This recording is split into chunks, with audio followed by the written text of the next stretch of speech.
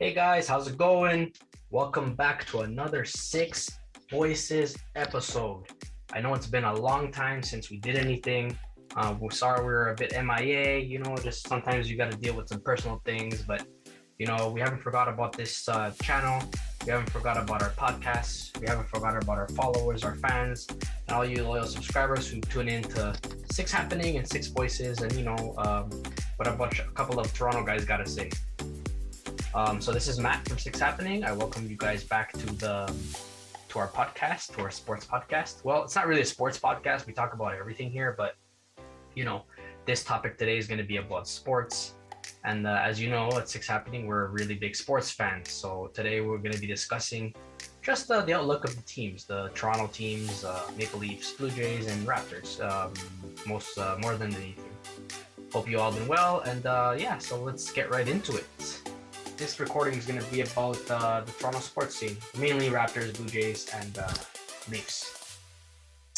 So I don't know if you guys are aware, or you guys were watching, but the Blue Jays were in the playoffs this past postseason, and they were in the wild card, and they ended up losing, and it was embarrassing how they lost. But the fans leading up to it were happy that they were up to that position, right? Because the last time there was any excitement for baseball in the city was, when the Blue Jays were going on their runs in 2015 with Jose Bautista and all the rest of the guys that were on that team before. So in this playoffs, the Blue Jays were facing the Seattle Mariners. Fans were excited to see the team back in the playoffs. Like I said, it's been a while. Unfortunately, that happiness was short-lived, as the Jays dropped the first game and were up in the second game of the series at 1.8-1, but they ended up losing that game and 10-9. George Springer and Bo Bichette collided with each other, attempting to go for a fly ball, which would have ended that inning.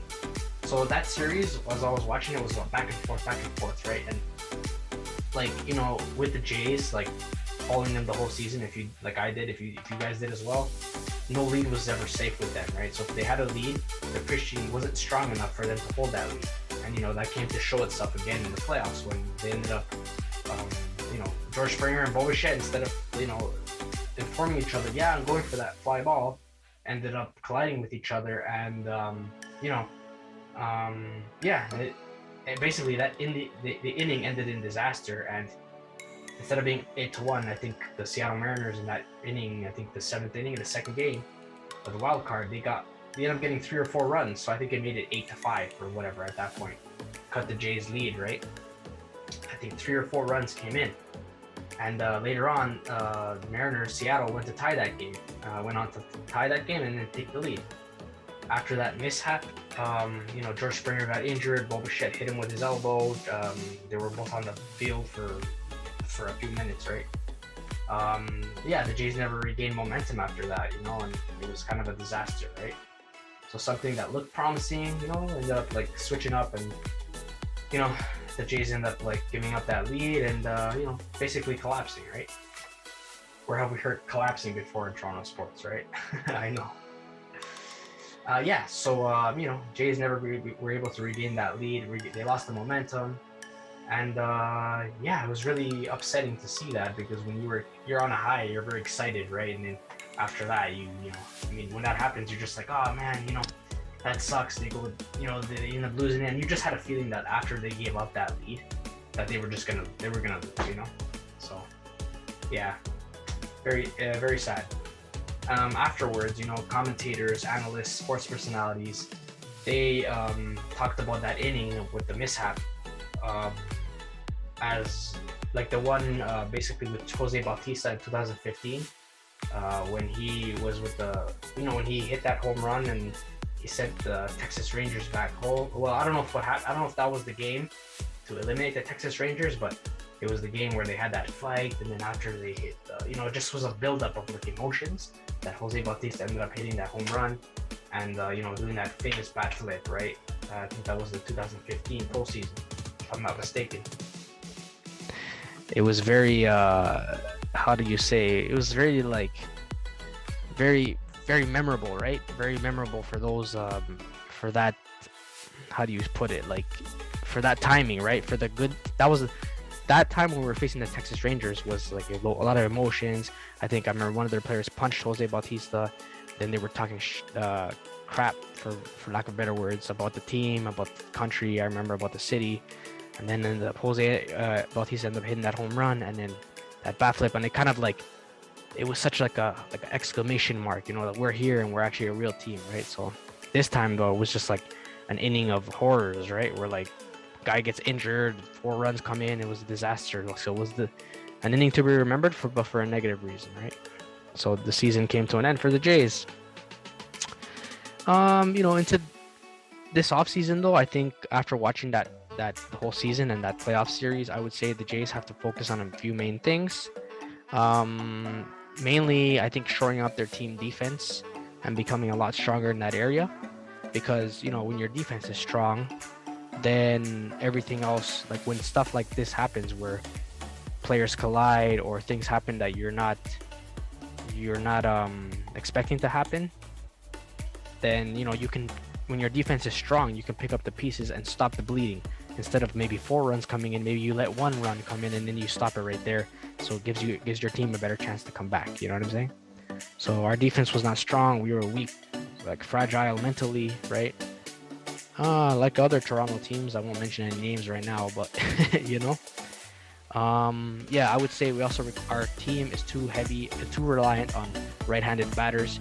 We need more left-handed hitters to make our lineup more versatile, and so we don't get shut down by opposing pitchers, right? I would say the biggest reason our team got our team was let down with downfall. Our team was let down was because our pitching wasn't strong, and our bullpen let us down, right?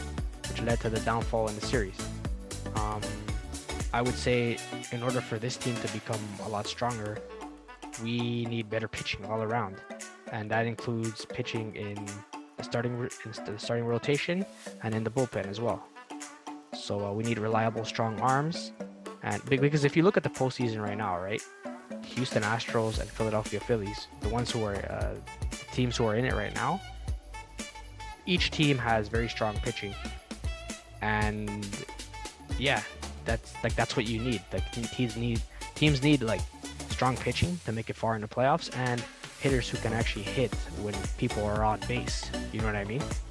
Because that's how you get runs in. You can't just like, I feel like a lot of times when the Jays would go up to bat, they were just like looking for that big play or like the big home run. Sometimes you just need to put the ball in the field, put the ball in play, and to get runners in scoring position in, so you can get runs in, and like manufacture runs, instead of just looking for the home run, which is a lot of times not that easy to hit, right? It takes the timing has to be right, and the pitcher has to a lot of times make a mistake, and you got to hit it just right to be able to hit it further, and so it not to be so it's not a foul ball, right?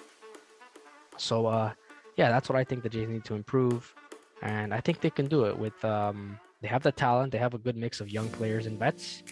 It's actually like the team is forming nicely to be able to be one of those teams that can go deep, but they got to shore up the defense and the pitching and make our lineup more unpredictable with hitters that can actually hit with people with runners on base, not just power hitters, but like good hitters that like are smart hitters, they can hit to left field or hit to right field or bunt or whatever, just make the right play when it's called, when the time calls for it, So my thing would be they just need to keep filling in the holes, shore up some things, and that'll make this team a true, complete top contender.